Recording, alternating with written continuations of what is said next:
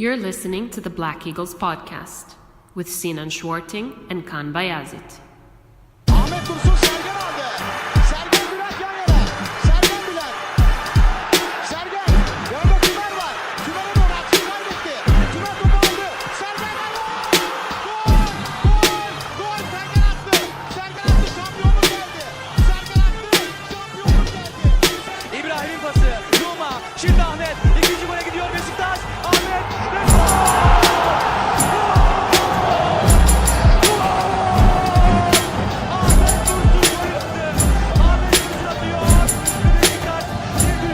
Welcome back, everybody. Episode 44 of the Black Eagles podcast. I am your host, Sinan, live from New York City. And I come to you on a good day here for us Beşiktaş fans. And a good day, maybe despite all the odds. Now, Kaan and I have been in a dark place for some time, as you, the listeners, would all know if you've heard us before. And of course, that's because things have been pretty dark, really. Şenol Güneş has sort of lacked, flexibility. It's been lacking the spark to kind of change things up and be decisive and make the necessary moves to get us over the hump. It looked like people had figured us out, all of our opposition, be it domestic or international, or I should say European, I suppose. Things were not looking good. And a decisive victory against Ankaragücü, which Kaan and I spoke effusively about, was to be followed up by a game in Europe, in Norway, in Sarpsborg. Formidable opponent, not so much in terms of their reputation or their quality or the players they had on the pitch or their, maybe even like incredibly progressive or dynamic style or approach to the sport. There was really nothing to speak of in that regard, but what the way in which they were formidable was that they have a bit of a home fortress situation. They hadn't lost at home in some time, certainly not in Europe. I don't have any specific numbers for you because it's not really important. The numbers I have for you today are going to be more game related because I want to cut to the chase. Kaan is, of course, not here today. You will have noticed because I cued the applause for myself, which is rare of late. Luckily for us all, Kaan's been around more often than not. But tonight the game was late. For those of you in Europe or in Turkey, you'll know that it was a late one. I don't know the reasoning for it. I can't really explain it as far as like climate or anything like that goes. But it is what it is. So Kaan had to go to bed. He has a son to put to bed. So this one's on me. He did, however, he was so excited about the result. He sent in an after the beep, so he'll be getting that, as well as a returning guest, Ilke Tunali. But before we get to that, of course, we have an episode to tackle here, and hopefully a good one. So now, I have not spoiled any results for a specific reason. That reason being, I'm going to go into it with you guys. Now quickly, before I go into today's match report, let me tell you guys who was starting in the lineup. It was an interesting one. We saw Kyle Larin and Mustafa Pekdemek up front. Jermaine Lens and Adem Ljajic on the wings. Ljajic on the left, Jermaine on the right. Ozan and Dorukhan Tokuz in the middle of the midfield, in the center of the midfield, I should say. Caner Erkin on the left side of the defense and Adriano on the right, with Domagoj Vida and Necip in the middle of our defense. Loris Karius getting the start again, which I know Kaan would be happy to have heard about. And so not too much really of note here Of course, Atiba Hutchinson was not available, nor was Guven Yalchin, because neither one of them was registered for this match. Now, that's a bit of a blunder, it looks like, in retrospect, although today we can be happy about it because those guys are definitely going to be rested for Galatasaray, as will guys like Quaresma, perhaps Pepe, should he ever return to the lineup. I have no idea where he's gone. I wish Kaan were here to confirm whether he was injured, something to that effect. On the bench, there were some surprises. Fatih Aksoy was on the bench again, as well as Erdem Seçkin. I'll just mention that. Ridvan Yilmaz was on the bench. Young, I think, perhaps left back. Can't say for sure. Ozan Akgun, who, there's some interest in him. I think he's played for a youth national side for Turkey. So he was our, I think, second option off the bench for striker, as Wagner Love was there as well. Utku was there as our backup keeper. And Erdoğan Kaya, a 17-year-old defender. Interesting there from the bench perspective. Not much experience, not much of a veteran presence, with the exception, of course, of Wagner Love. But yeah, let me get into the match report. To begin with, let's just go over the match. It was an exciting one. Very exciting one. Early on, things were shaky. By which I mean, literally, I think in the 46th second or something like that, certainly in the first minute, Rashad Muhammad on, I don't even know what you'd call it, a total stroke of poor defending. They grabbed this match by the cojones and brought it right to us early on. You can certainly say that. But yeah, bam, a goal. They lobbed it over the top. Domagoj was caught off guard, could not keep up with the oncoming Muhammad. Should be said, it was a lovely run on his part. Karius came out, and if you come out, you've got to do something. And credit to Muhammad, he had a kind of clever flick where he darted to the left. Karius flailed out, trying to sweep the ball with his leg after he'd missed it with his body. He'd been duped. Muhammad scored. It was 1-0 in the first minute of the match, and things were looking dire. I have been a diehard Loris Karius defender, and this one was on him. When you come out of the goal, you got to go for it. In his defense, it's something of like a penalty-like situation. You're gonna go one way or the other. He went the wrong way, but fair enough.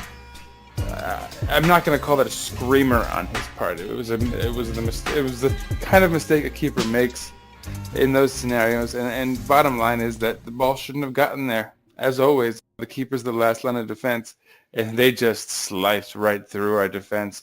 And it should be noted, this is a bit of a theme for this match. It started in the center of our midfield, where they had total freedom to look around for a nice pass to distribute. Lobbed it over the middle. Easy goal. And this would shortly be followed by another one in the 6th minute. It would be Tobias Heinz, who is Norwegian, who, again, plenty of space in the sort of back of our midfield. He looked around. It needs to be said it was a wonder strike, but he just took it, lobbed it up right over Karius, who was a bit out of the goal, but I think, you never know. If they're going to make an attack, he has to maybe come out and defend. So I'm not going to put this one on him. It really was a fantastic strike. And even if Karius is back, it curls up and then down under the bar. He may not have even been able to save it anyway. A lot of people are slagging Karius, and I would not put this second one on him. And I think all of the credit has to go to Tobias Heinz, their number 10, Sarpsborg's number 10. Things settled from there on. Beşiktaş seemed to find their rhythm in the match. That's not to say that Sarpsborg didn't do anything from there on. And it should be noted that for the rest of the match, Loris Karius made a number of fine saves. I'll go into that with some of the stats to sort of show you exactly how many saves he made. A number of them were very key, and I'll talk about why that bodes well for Beşiktaş. In the half ended with Sarpsborg up 2-0, and things were not looking good. That said, at the half there were no substitutions. In the 50th minute, Sarpsborg made a sub, bringing on Jorgensen and taking out Tam. Tam had T-A-M-M, Tam.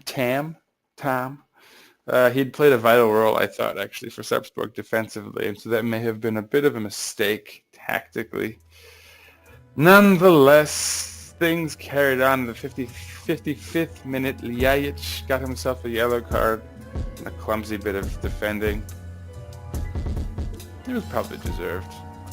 There was a lot of back and forth at that point. Beşiktaş was sort of reaching a point of desperation. They were getting the ball forward. Kyle Larin was playing the role of bungling things up. He had not gotten a look in some time to his defense, but as I've said, it didn't look good. He was not getting to the ball. I've also defended Kyle Larin previously, but it's got to be said. And, perhaps he was truly out of form. Clearly he was out of form. But he's been out of form for some time, and this would have been a great opportunity for him to regain some confidence, and he did not play well at all. He was subbed out for Wagner Love in the 58th minute. And things had already changed, really. Beşiktaş had started to attack, and that's where Kyle Larin had, his futility had started to sort of become highlighted, because he really was really lacking on his first touch for you. He had a few shots that trickled in. They didn't have a lot of oomph, a lot of power behind them. And that, was not good. But so the sub for Wagner Love was definitely merited. It needs to be noted, of course, again, Guven Yalcin was not available because he's not registered. But yeah, it was not long after that where Jermaine Lens scored. And what a goal. In the 62nd minute, Adem Ljajic rolled it back from within the box outside the, left corner from their keeper's perspective, the right corner from the viewer's perspective. Rolled it out, lovely little ball to Jermaine Lens, and he slotted it in for our first goal, bringing us back to within a goal, making it 2-1 Sarpsborg. And in the 66th minute, Beşiktaş was pressing clearly within all of the momentum. And Jermaine Lens again put a perfect cross onto Wagner Love's foot. And all he had to do was just flick it in. He didn't have to do much at all. Fantastic effort from Jermaine Lens. Those 5 minutes of football, included the goal and the assist, were the best 5 minutes we've seen of his. Reminiscent for me of Quaresma in the Maccabi match years ago. What was that, 2014 or 15? But where he single-handedly masterminded a victory against the side that most Beşiktaş fans thought we should win, and in the end he got it for us. But that said, it was still 2-2. Sarpsborg made a substitution, bringing in Askar, taking out Heinz, the big goal scorer. In the 78th minute, Adriano came out for Fatih Aksoy. I think the idea was to shore things up defensively, perhaps. But still, 79th minute, only a minute later, Fatih Aksoy got himself a yellow card. In the 80th minute, Ozan got himself a yellow card. In the 86th minute, they took out Muhammad, the first goal scorer, bringing in Larsen. And of course, at this point, it's all up in the air, back and forth. Karius has made a number of vital saves. I'll talk more about that as a talking point, perhaps. But we're holding on to this match, giving ourselves a chance to win because of the fact that, the defense is holding, despite Sarpsborg getting a few opportunities. But nonetheless, a few opportunities. But nonetheless, Beşiktaş pushing, still looking the more likely to maybe take this match, or at least hold for a draw. And sure enough, in the 90th minute, just as extra time looks set to kick off, Jermaine Lens on an assist from Ozan. Although the assist was not really, it was all the way on the right wing. Jermaine Lens, it was phenomenal. Got around, the keeper came out because it was a bit of a one-on-one because of Ozan's pass. It was a nice ball. But Jermaine Lens rounds the keeper beautifully, chips it on a sort of lob chip. Beautiful, beautiful goal. Jermaine Lens secures the bag. 3-2 in the 90th minute. There were, I think, 6 minutes of extra time. In those 6 minutes, we saw an interesting debut. Erdem Seçkin makes his debut, coming on for Jermaine Lens, who gets, a moment to take in the plaudits. And that's it. That would write it out. 5 minutes, in fact, official extra time, but they took it to 6 minutes, maybe even 7 minutes in, because I think they were giving Sarpsborg the benefit of the doubt. There was some celebrating in extra time and some slow free kick taking. So, it ran over, but Beşiktaş held out for a phenomenal victory, keeping hopes alive for a possible squeak through out of the group stage in this Europa League, which would be fantastic. Not just for the excitement of us fans and for the morale of the team, but I would also, by and large, say financially, this is probably the biggest factor. Beşiktaş stands to make a bit of money from getting out of the group stage here, which, at this point where we are financially as a club, no, you can't look a gift horse in the mouth. Any money is good money. So this could be vital, but it's not in the bag yet. And of course, before I dig too much deeper into analysis, let me review for you guys the stat flash. Now, today's stats are, again, fairly interesting. 20 shots by Beşiktaş to 18 by Sarpsborg. 10 on target to 6. So Sarpsborg, despite only having 34% of possession, Beşiktaş had 66. Sarpsborg still had 6 shots on target, 18 in total, and so Karius, got called into action 4 more times, despite 4 more times on top of the 2 goals that he allowed. And at least 3 of them were square. He really was tested. Passes 508 by Beşiktaş to 266 by Sarpsborg. Accuracy 74% by Beşiktaş to only 53% by Sarpsborg. Sarpsborg committed 14 fouls to Beşiktaş's 11. But Beşiktaş got 3 yellow cards to their 0. Beşiktaş was only offside twice versus their once, and Beşiktaş had 11 corners to their 4. A lot of those came in that period of the game where Beşiktaş was really pressing late. So statistically, what can we gain? First of all, clearly Sarpsborg was playing back, seeking to exploit the counterattack. Nothing surprising there. What is surprising is that they managed 18 shots on goal and 6 on target. Despite only 34% possession, despite only 53% passing accuracy and less than 300 passes completed. Sarpsborg played poorly, again.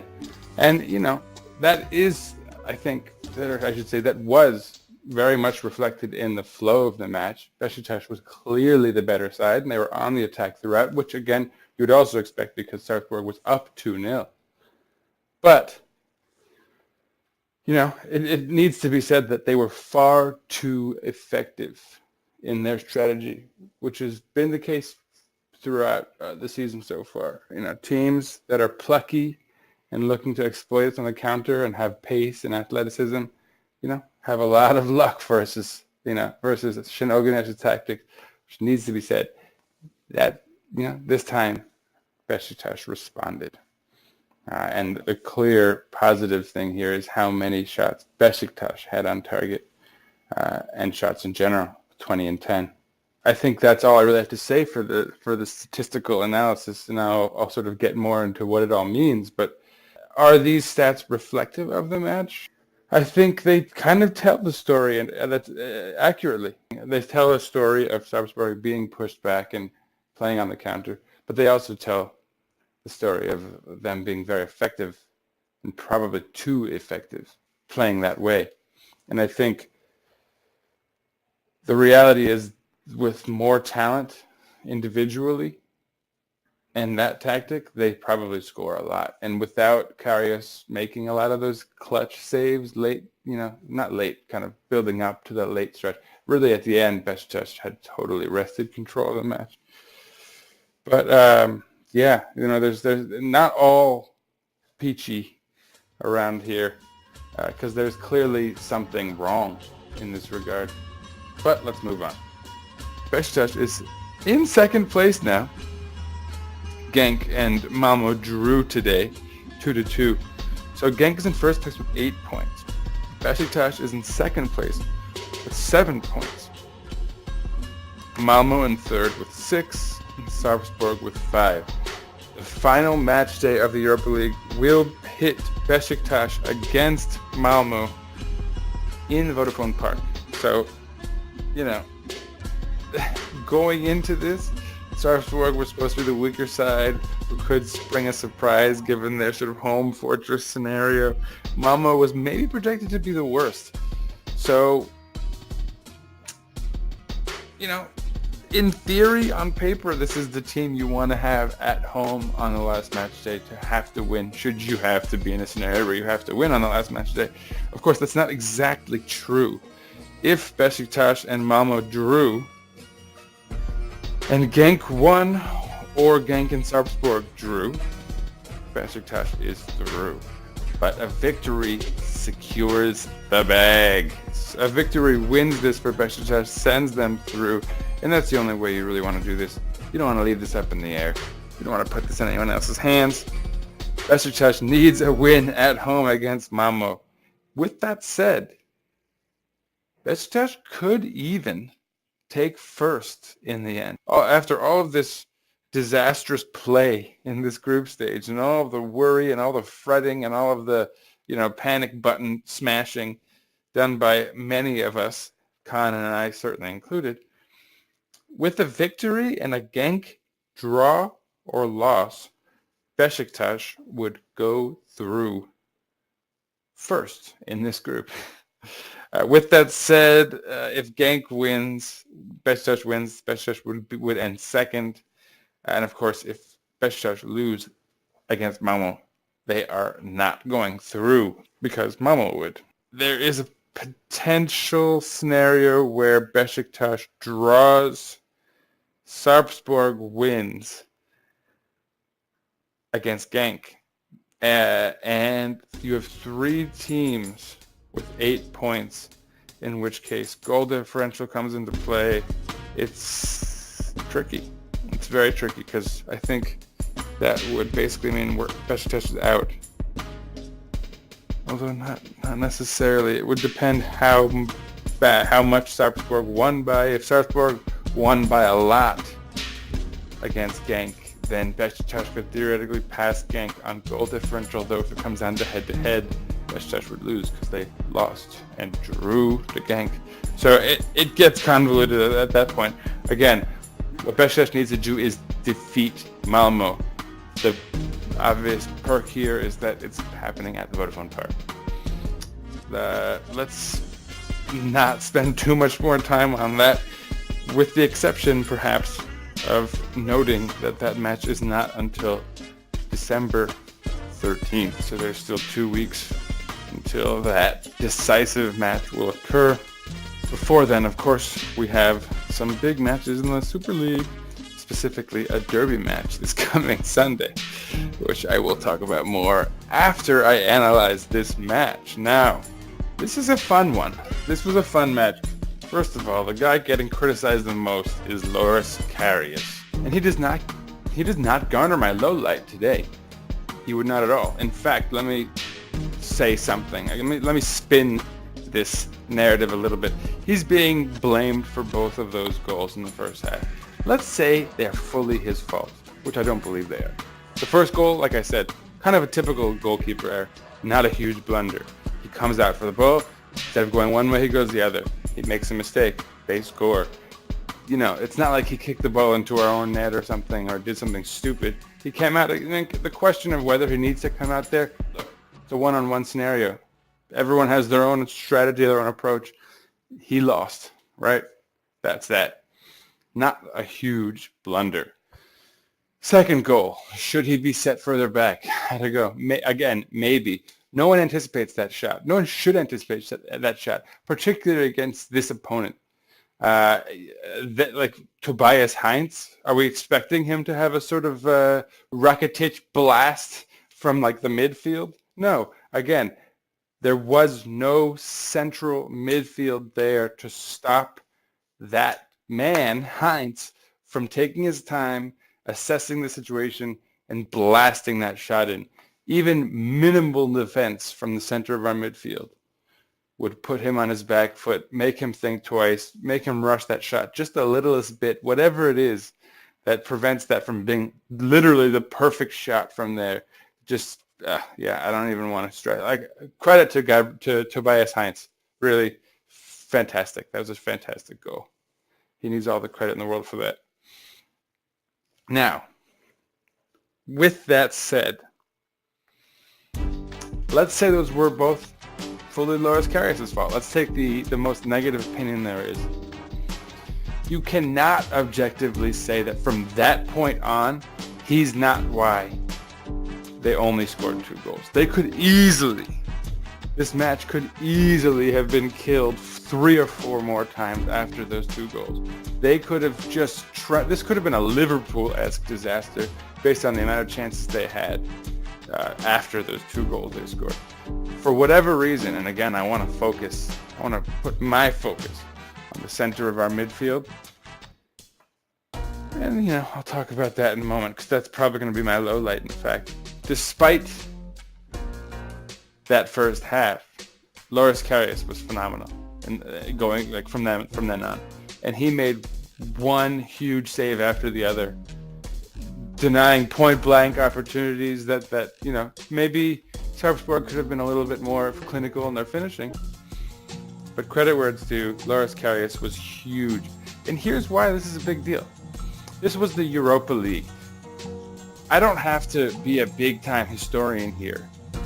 I don't have to go too far back into this club's history to think of some keepers who have to utilize my own beep here, who have shit the bed in these opportunities, in these exact scenarios where you let in 1, maybe 2 goals in this sort of quick fashion against the run of play. Shockers where they just bring it early, and that just shatters confidence, and that just from there it just becomes that sort of downpour. We've seen it before. Kiev. Need I remind you? Torga Zengin. That was his thing. He'd get rattled. He'd get shook. That one big goal against us, and from then on, it's like you knew there'd be 3 or 4 more if they got the opportunities. Today they got those opportunities, and the difference, we had Loris Karius in there, and he stood firm and made some amazing saves, and he's the reason they only had 2 goals in the end there. And he's the reason that by scoring the 3 goals we did, we could win this game and not just take 1 point out of it and go into this last match day with so much more in uncertainty. Huge credit to Loris Karius. He's not my highlight. I'm not going to get carried away. I'm not going to go overboard, because it would be absolute insanity not to give Jermaine Lens the highlight for this match. But thank you, Loris Karius. You're going to hear a lot of smack talking on Twitter. I hope you're not on Twitter these next couple of days. You know, social media, wherever it is. There's going to be a lot of talk about how Loris Karius butchered those 2 goals. Again, I don't even think it happened. You know, he made a mistake. That first goal is his fault. That second goal, if you need to point a finger on that one and you need someone to blame, sure. I'd say that one's probably 20% his fault, 15% our defense's fault, in particular the back of our midfield, and the rest of that is just pure creative genius, brilliance on the part of Tobias Heinz. That's all, you know. But so sure, he's perhaps, you know, if you need to point a finger at someone to blame in a scenario that's relatively blameless, sure, give it to him. But do not, in the next breath, not mention how phenomenal he was for the rest of this match and how much he kept his club in it. So Loris Karius, good for you. Now, my highlight is Jermaine Lens. Now, you know, honorary, you know, what's the term? Special recognition, you know, honorary mention to Adem Ljajic, who had 1 assist, but generally just played phenomenally well. He looked dangerous. He sort of muffed the ball a couple times with his finishing touch. There's so much more to football than that. And today it showed that a good side can afford to have some bad touches, can afford to have basically 60 minutes of Laren and still pull it together and score 3 goals, even 2 goals down, and win it in a big way, as long as you have some of that spark, some of that soul that's been lacking. And yeah, Jermaine Lens was the soul. He was the heart. He was the fire. Today was the day that Jermaine Lens became a Beşiktaş player. Perhaps that's not fair. He's been solid all season for the most part. Of course, more so early on, then he sort of leveled off. Some blame has to be placed upon the lap of Şenol Güneş, who's been tinkering around and often playing Quaresma way too quickly, when he should be giving Lens more of an opportunity, especially given how much fire he came into the season with. He really should have been doing everything he could to stoke it, especially considering how little inspiration there was elsewhere, with the exception of maybe Babel, you know, early on. That was a great tandem, and that's something he should have been playing off of, developing as a concept, but he didn't. He was stuck on Quaresma conceptually, whatever. But Jermaine Lens came back, and he seized this opportunity. Not just this opportunity, he seized the minds and the hearts of Beşiktaş fans, which sounds corny, sounds a little ridiculous perhaps, but I mean, he really did.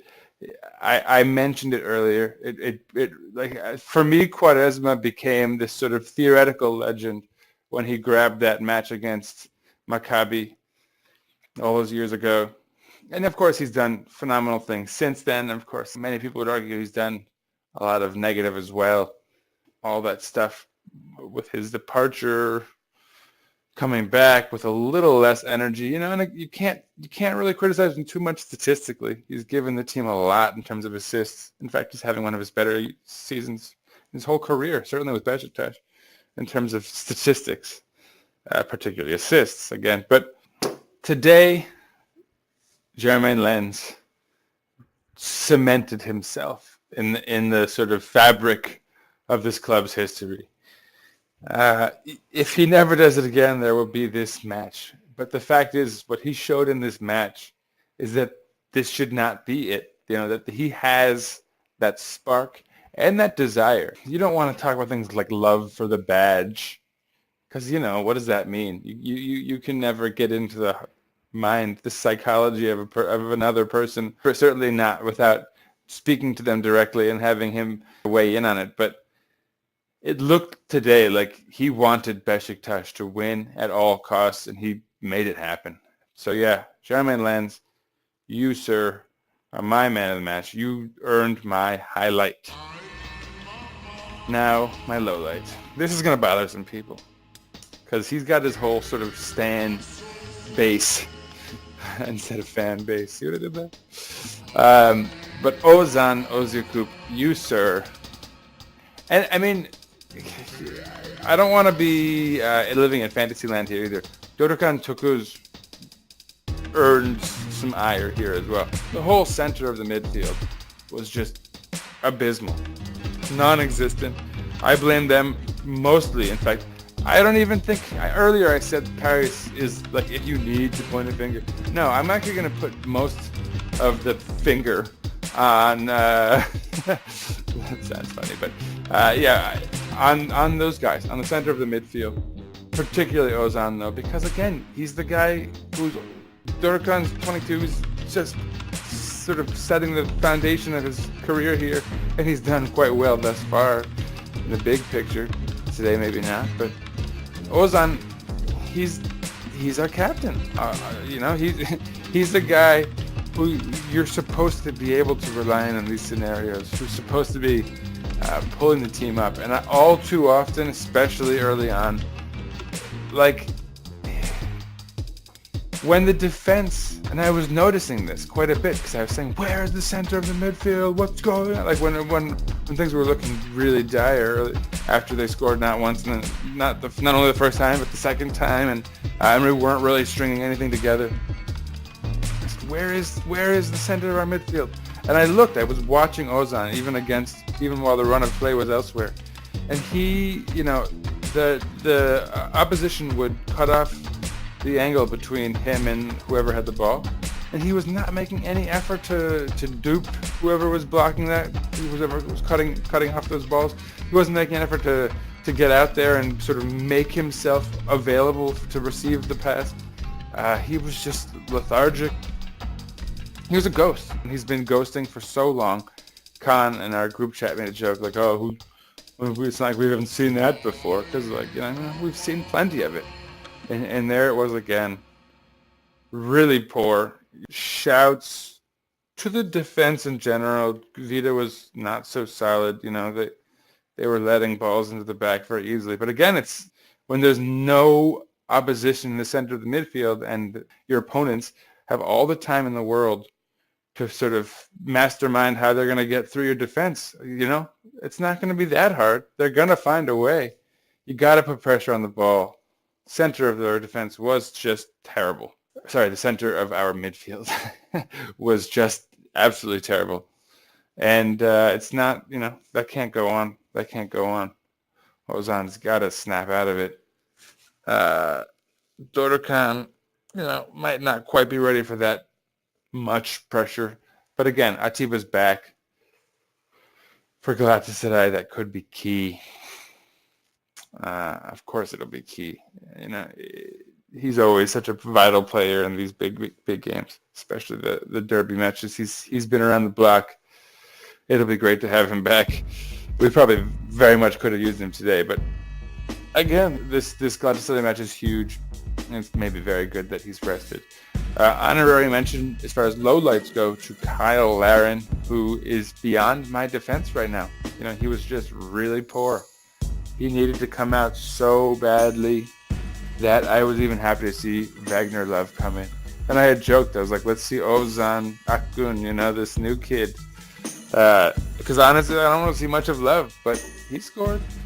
Frankly, that was all Jermaine Lens. Jermaine Lens put that ball on his foot. I mean, Jermaine Lens willed us past the finish line today. Beşiktaş, our fan base, you, the listener, I, the producer of this content, we all owe a huge debt of gratitude to Mr. Lens, the Dutch master. Fantastic, really. Other lowlights, yeah. I mean, look, Loris Karius let in. It wasn't fantastic from him. I'm not when I was talking about how he was phenomenal after those first two goals, but we can say he wasn't great on those first two goals. The first especially, he's still a little shaky there. But hey, guys, he's 25. You want us to get young guys. You complain about the general age of the squad. So you get in some younger guys who they're going to develop. Loris Karius is going to be fine, and I think he showed us that after the team settled into the match and stopped giving the opposition so much space and time to figure out how to get the ball into the back of the net. And even then, I don't think they did it from the center of the midfield. We just decided to take the ball and they were, I think trying to hold on for dear life at a certain point as well. Like the whole game shifted in the second half. But that was it. Beşiktaş won 3-2. As I said, Beşiktaş is in second place now in the group, and it all comes down to the vital final match day, December 13th. Now that brings us to this coming match day, Sunday, noon here in New York City at 7 p.m. Istanbul, 6 p.m. in Kaan's Belgian time zone. Guys, gals, however you identify, this is going to be huge. If we come out of this, now going into this week, Kaan and I said, and I think I'm the one in particular who said that this was the week. This is the week where everything would be decided. If we came out of this week unscathed, and you're never going to actually come out unscathed. Jermaine Lens picked up a light injury at the end of this match, for example. There's some scathing. Hopefully he'll be okay for Galatasaray, obviously. Obviously because, he was phenomenal, and we'd like for him to carry that form on as long as he can, surely. But this coming match, if we come out of this week with 6 points, Beşiktaş could be as high as, I believe, second place, but maybe third, whatever, we'll take it, right? Like, Beşiktaş was in 7th place and last place in the Europa League just a week ago. Maybe a week and a half to be safe, but, things were so dire, and look what a little bit of, tomfoolery with our tactics, a little bit of, he's reverted to the 4-4-2. He's committed to it. He's letting the team settle into it. The team is responding to it. Now, I'd be remiss not to take an L. I'm going to have to go. The doomsday clock was at midnight, right? We were ringing the alarm bells, talking about burning down the whole house. I'm personally taking it back to 11:30, maybe 11:45. I bet Kaan would agree. I'm curious if he would. We'll probably talk about it after Sunday's match with Galatasaray. But I think I've got to tick back the doomsday clock here, especially if we can get a result against Galatasaray. They're missing some vital players. If we don't get a result, that's unforgivable. And I think we've got to tick the doomsday clock right back up there. But for now, 2 big results. Everything's turned around. The seas have parted yet again, and things are salvageable. And to Şenol Güneş's credit, he's committed to this new tactic, and it's, what we sort of demanded of him. It's happening. He's tinkered with the lineup. He's giving guys opportunities. I mean, he's gone completely against the grain as far as what he's done, playing young guys, giving the team to Ljajic, basically saying run it through the middle. He's perhaps with a gun pointed to his head, metaphorically speaking. He's done it, but it's been done, and the team's reacting. So let's take our foot off the gas, of the tank engine. We're not burning things down just yet, perhaps. Let's see what happens on Sunday. Let's see if this team can sustain what's going on here. But look, Ankara Gücü was a great result. Today, Sarpsborg was a fantastic result. What more can we say?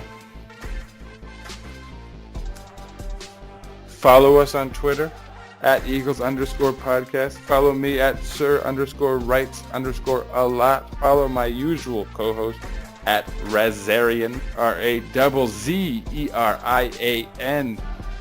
And stay tuned.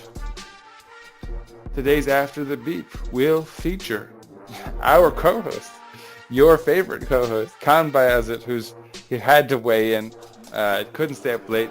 He's whispering. I'm going to turn him up in the magic of post-production so that he's more audible for you guys. But, yeah. Also, as I said, pre-episode, Ilke Tunali is back. You can expect to hear his voice a bit, I have a feeling. He seems to be pretty motivated to contribute. But so he had some thoughts as well. This is it. Sunday, everyone, throw on your jerseys, your scarves, whatever, the socks you don't wash and you haven't washed in 20 years and you only wear on match days, whatever your thing is. That's good, by the way, you should wash your socks. Whatever your thing is, do it. Let's move it. And yeah, everyone, you know what I have to say. You know I'm going to do it. Go Beşiktaş. Whatever you think you're doing, if you're not getting up during matches to get water or however it is you think we're winning, keep doing it because Sunday is rolling up on us. And folks, this is a huge match. Once again, 6 points in these 2 matches. And the world is our oyster yet again. Stay tuned, guys. Kaan and Ilke tuning in. And I'm tuning out. See you next time.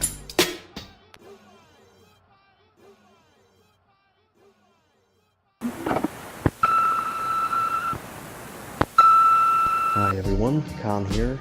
As you have already noticed by now, I'm not recording the podcast tonight with Sinan. Unfortunately, due to my high grandpa level. No, it's just these late games for me. 9 o'clock, give or take 2 more hours. It's 11. I have to wake up really early in the morning, so having to record a full podcast, it's not super convenient.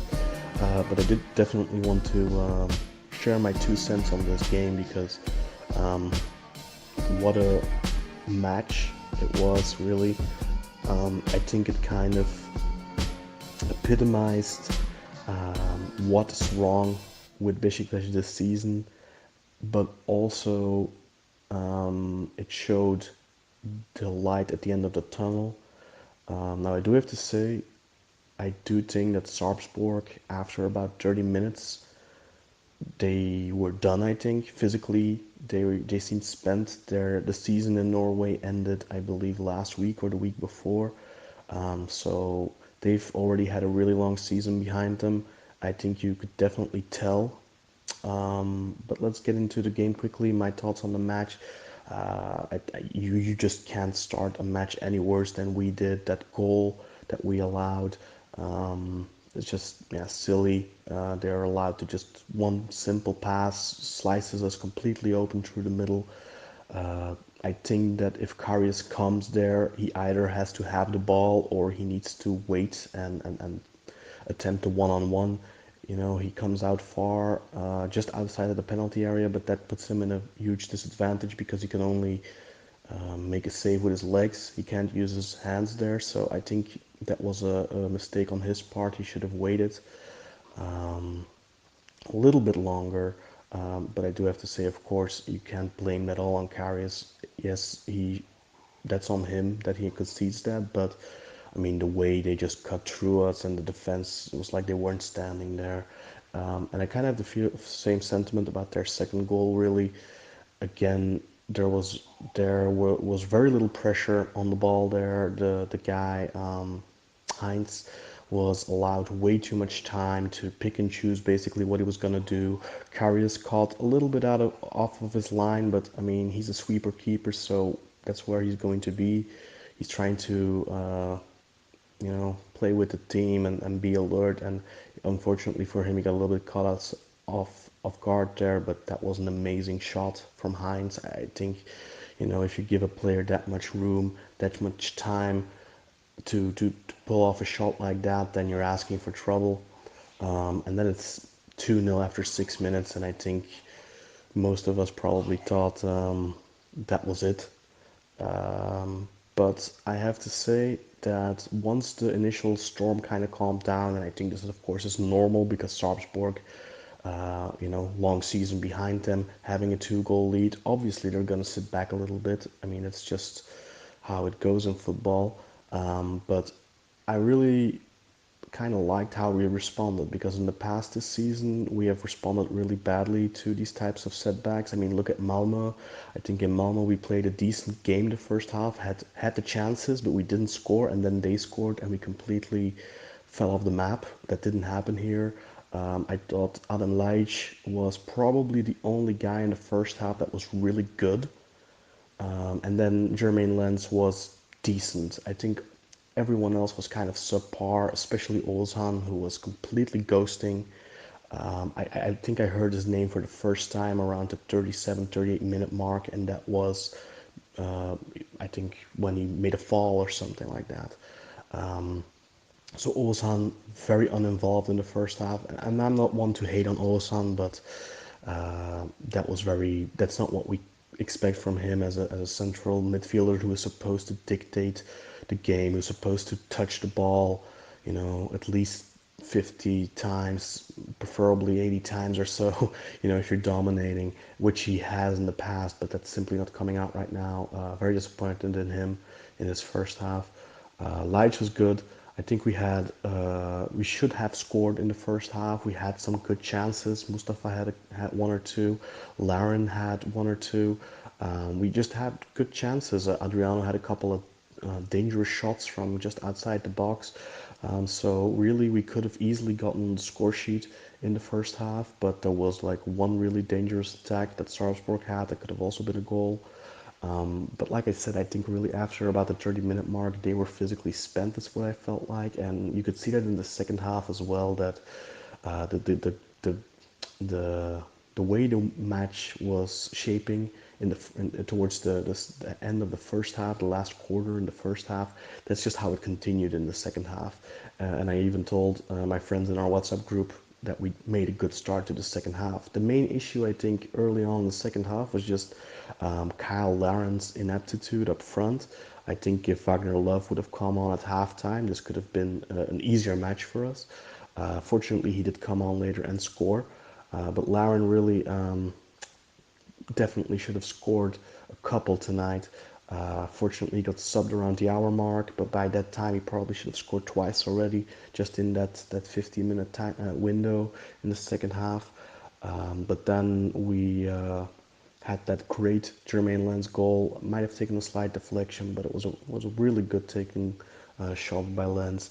And then shortly after, Wagner Love scoring that striker's goal that we needed, that we couldn't score before with both Mustafa and Laren. We did get those types of positions, I felt like, maybe not as open, but yeah, definitely that's where Love showed that he still has that quality to be in the right spot at the right time, even though he probably lost most of his other qualities like his pace and all that, but he definitely still has that poacher's instinct.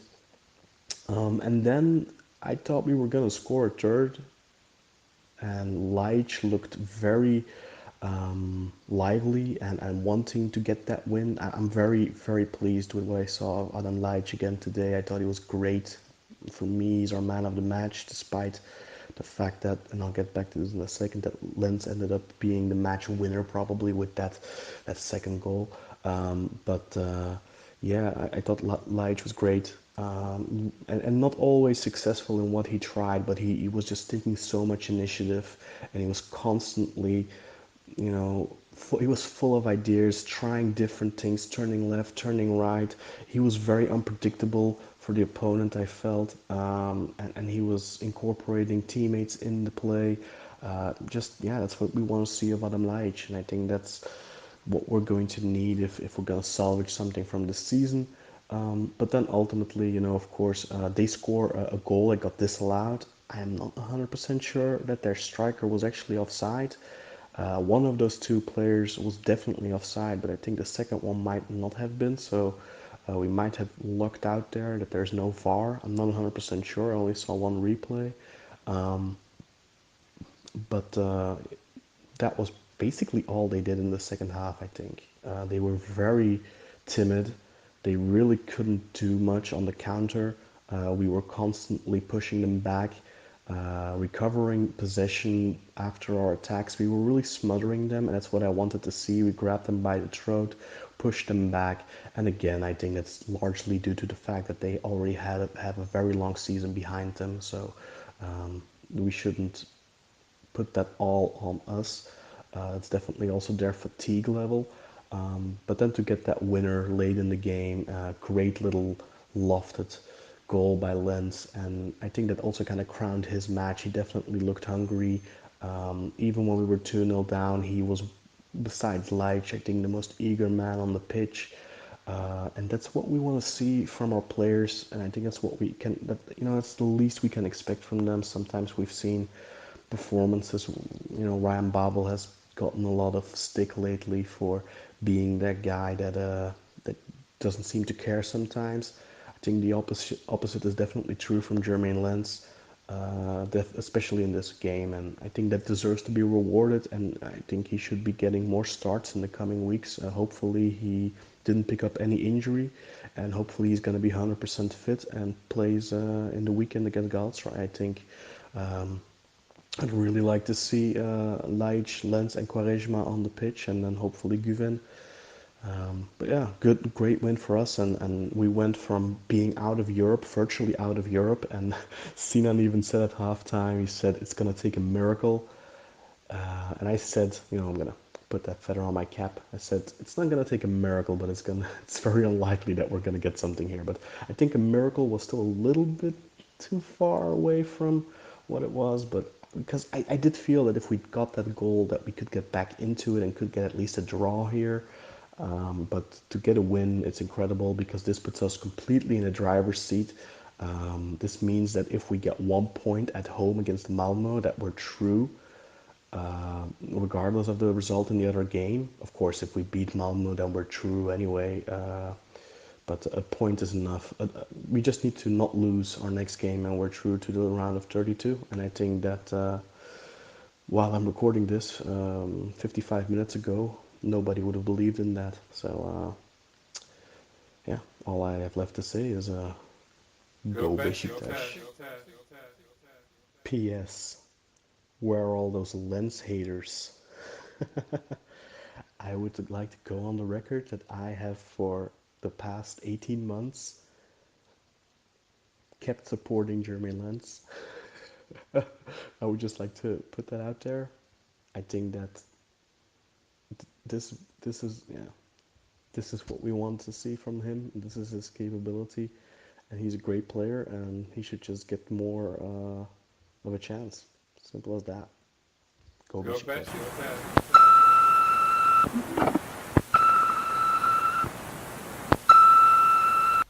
Hi Sinan, hi Kaan, this is Ilke.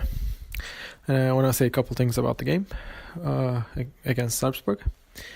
I think we just gotta win these games. I mean, it shouldn't be this big of a deal, but we made that ourselves a big deal because at 6th minute it got 2-0 all of a sudden, and I even heard, actually saw some tweets that people were saying, oh, this is going to be another Liverpool game. Maybe we can break the record and make it 9-0, 10-0, whatever. It was crazy. But, I mean, people blame Karius a lot. Maybe the first goal, but I don't blame him for the second goal. I think that was a great shot. I mean, I told this before, but it felt really good. Even seeing that shot, goal. And I guess since we didn't lose, I can watch that goal a couple more times and just feel good because just seeing that ball touch the net was, it was a fantastic feeling, and it was a fantastic goal. I really liked it. And other than that, I think I felt like we would definitely get a draw after it's 2-0 if we can get a goal. But I wasn't sure if we were going to be able to get that goal. Because it felt like we weren't making. I mean, we were creating chances, but we just didn't have the quality to get to get the score, to get the ball back in the net. And but eventually, after we got the first goal, I was sure that we were at least getting a draw here, and making our way to the last game and see what happens there. But I mean, Lance played really good, and I think he was the main actor in making this game a win. And other than that, my low light would go to Oğuzhan. I think he just was not near the ball at any time. He just ran away from the ball, and we didn't even hear his name while we were watching the game.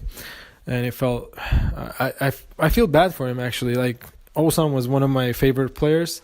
I still like him, and I don't think he's lacking ambition. But there's something wrong. I mean, something mentally is wrong with him. I can see his ambition by the position where he got a yellow card and how angry he was to the referee. I mean, it didn't feel like someone who doesn't care. Like, I know Lance was really good in this game, but I remember him being really like less motivated, at least by looks, like after seeing a yellow card or missing a position or getting subbed. Like, he didn't seem like he has the energy.